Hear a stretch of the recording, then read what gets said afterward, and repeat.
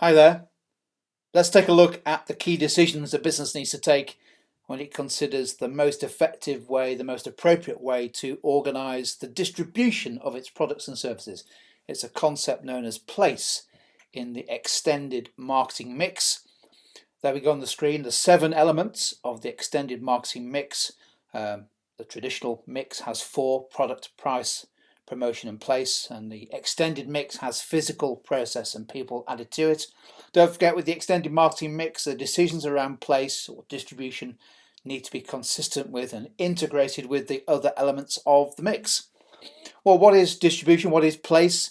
It's all about trying to make sure that your products and services are available to customers if they wish to buy them and when they wish to buy them. So the right products in the right place at the right time, and ideally the right quantities, to make sure that you're able to satisfy the demand for the product or service. And when we think about the choices that you make about how to organize distribution, there are a variety of key questions, and I've listed 4 of them down here on the screen, because these are typically the kind of issues that affect the decisions made about distribution.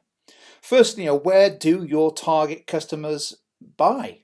Where do they buy the products and service that you're offering? Do they buy it from a retailer? Do they buy it direct? And who from? Is there an established way of buying that product and service that you maybe need to be consistent with in order to access the demand in the marketplace?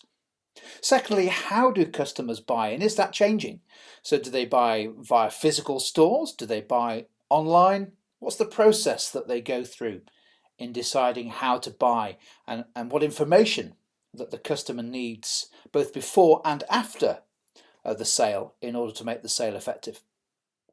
Thirdly, to what extent can you sell direct to your target consumers, or do you need to use what's known as intermediaries into a distribution channel that gets the product or service from the producer to the end consumer? And fourthly, and of course this is a big issue with all functional areas of the business, to what extent is technology changing the way that distribution is organized?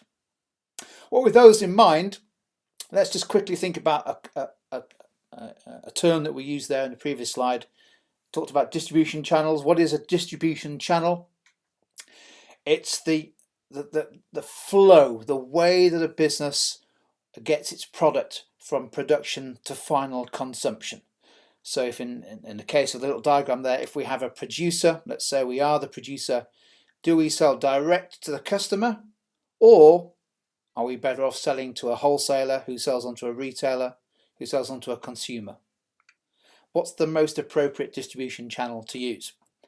And the reason why it's an important issue is that distribution channels have different stages in them, and each party or intermediary in the channel is going to take some of the profit, is going to adopt some of the responsibilities of selling the product or service. So you might have quite a complicated channel where there are 4 stages: the producer to the wholesaler to the retailer to the customer.